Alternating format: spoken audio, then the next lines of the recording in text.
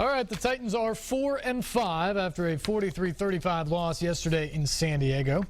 Up next, the Green Bay Packers, the suddenly struggling Green Bay Packers, coming to town on Sunday. A noon kickoff at Nissan Stadium. You can watch it, of course, like almost every Titans game, on NewsChannel 5 in spectacular high definition just after noon on Sunday. Let's go to the highlights from yesterday's game in San Diego as the Titans look to win out west for the first time since 1990. Opening possession, Chargers go 75 yards in 9 plays. Antonio Gates, 13-yard touchdown. For a while, it seemed like the Titans weren't too interested in getting very close to those beautiful baby blue uniforms. Melvin Gordon, 43 yards, sets up Rivers to Tyrell Williams, a 16-0 San Diego lead. That's when the Titans woke up. Marcus Mariota, 16-yard strike to Rashard Matthews to get on the board. Tennessee trying to grab some momentum, but Mariota's intercepted by Casey Hayward, anchored down. Former Vandy star returns it inside the 20 to set up a field goal. But the Titans come right back before half. Mariota to Tajay Sharp, 29 yards. And then it's Matthews again. His second touchdown of the day. It's just a 19-14 game at the half.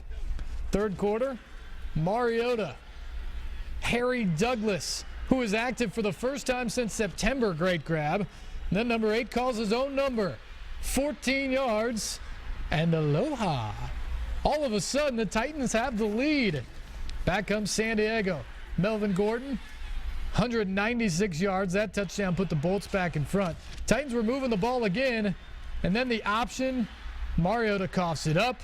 Dwight Lowry scoops it up and runs it in for the touchdown and a 33-21 Chargers lead after 3. Mariota bounces right back, though. Quick hitter to Kendall Wright.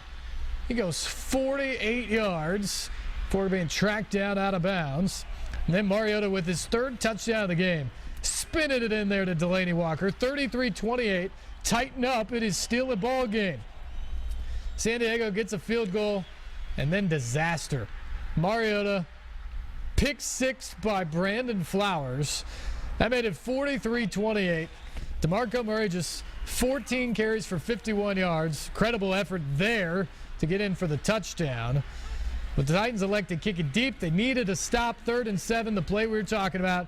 Gordon running through tackles, 47 yards, longest run the Titans have given up all season long. Chargers beat the Titans for the 7th straight time in San Diego, despite Mariota's 313 yards, 3 touchdowns passing, 1 rushing. The 3 turnovers lead to 17 Chargers points and doom the Titans in a shootout loss. For more on the game, let's head out to San Diego and our buddy John Burton. The Titans came into San Diego with a little bit of swagger as they look to get their record over the 500 mark. But too many mistakes on both sides of the ball led to a bitter-tasting 43-35 defeat to the Lightning Bolts. And now it's back to the drawing board for the now 4-5 two-tone blue. Perhaps a bad sign before the game even started. Titans rookie running back Derrick Henry came down with a calf injury during warm-ups, and he never saw the field on Sunday. Bad enough not to play. Yeah, felt like he couldn't play. After a slow start, the Titans offense used an up-tempo attack that moved the ball at will against the Charger defense. Marcus Mariota threw 3 touchdown passes, but he also lost a fumble which led to a scoop and score, and his 2 interceptions led to an additional 10 points by the Bolts. Can't turn the ball over. You certainly can't turn the ball over for scores. That's next to impossible to win in this league. Obviously, I can't fumble. That's going to put us in bad situations. And, final interception, I probably should just moved on in my read. Kendall did a good job winning. If I lay the ball out there a little more outside, it's a completion. So. It's hard to obviously win on the road. It's definitely hard when you turn the ball over. It's not on Marcus. It's when you turn the ball over, it's usually a team effort offensively. Meanwhile, the Titans defense had trouble putting pressure on Phillip Rivers. They only registered 1 sack, and they allowed Melvin Gordon to pick up 261 total yards from scrimmage.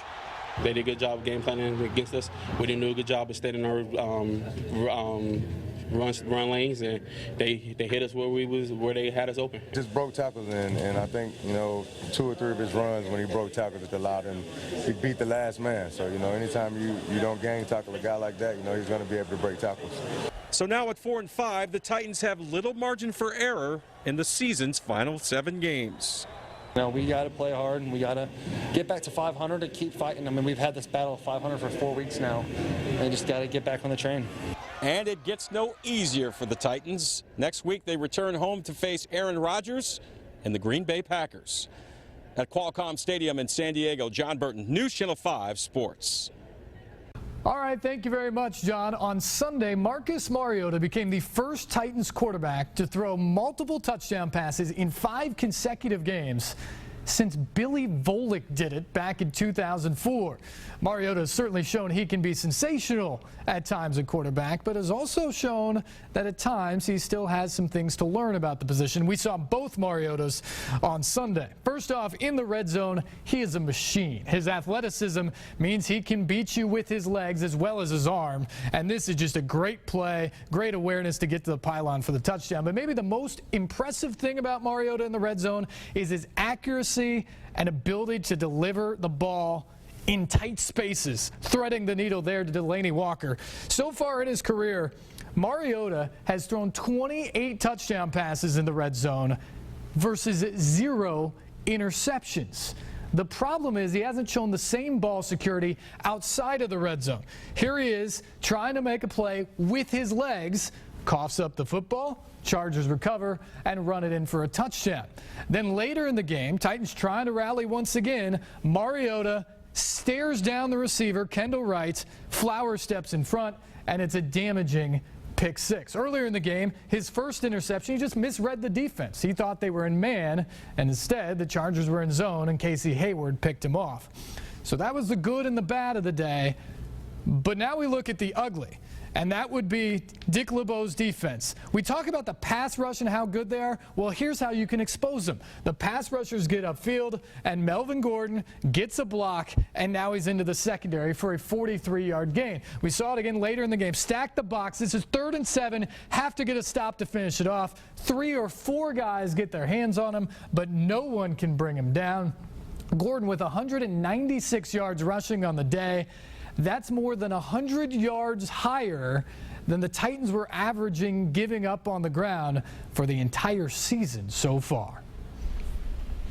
Yeah, tough stuff there yesterday. Mariota cannot turn the ball over, and the defense just has to be better. Look, this team isn't the Patriots, obviously. Yeah, teams like that are just that loaded and have that much explosive firepower maybe can get away with a couple turnovers here or a not great defensive performance. The Titans aren't that team yet. They're getting better and showing progress, but the margin for error is razor thin for this team. So you got to cut out the turnovers. You got to cut out the penalties. You got to be good on defense. You can't give them anything cheap. Yesterday, the Titans gave up some cheap stuff, and they walked away a loser because of it. And that's the story. When they have been good, won the turnover battle, even come close in the turnover battle, they've won games this year. When they don't, they lose. It's pretty much that simple when you look at this Titans team. All right, let's go back to San Diego. John Burton caught up with one Titans receiver that is emerging and becoming a bit of a star on a underwhelming group at that position for the Titans. Shot a couple touchdowns today. That's the good news. Bad news is the turnovers led to 17 points for the Chargers.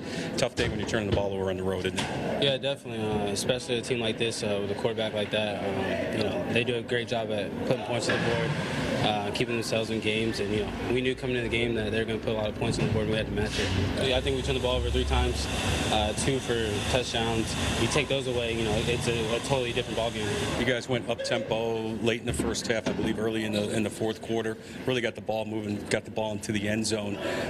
Where was that consistency though throughout the game? I feel like it was there, but towards the end, when we needed to make plays, they just, we fell short. We kept our defense out there way too long. And offensively, we got to do a better job with that. 4-5 as you sit right now. A lot of football left to play. Do you feel like the margin for error is starting to thin out a little bit? Yeah, there's still plenty of football left, especially in the division. We're going to go make the corrections and get ready for next week. Sure, I appreciate your time. Thank you. Thank you. Start of the second half of the NFL season. Time to unveil our NFL power rankings. Let's start with JB's top 5 out in San Diego. All right, here we go with JB's NFL top 5 power rankings. I've got the Seahawks at number 5. At number 4, I've got the Raiders. At number 3, the Cowboys. At number 2, I've got the Broncos. Defense, defense, and more defense. And at number 1, I've got Tom Brady, Bill Belichick, and those New England Patriots.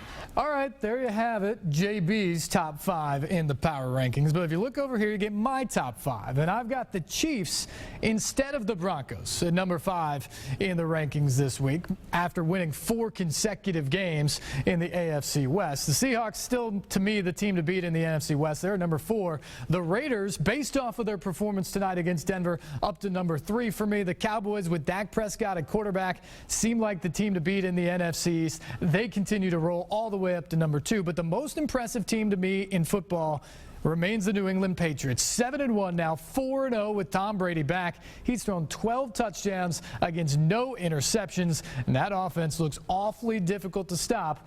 A big reason why the Pats top our power rankings this week.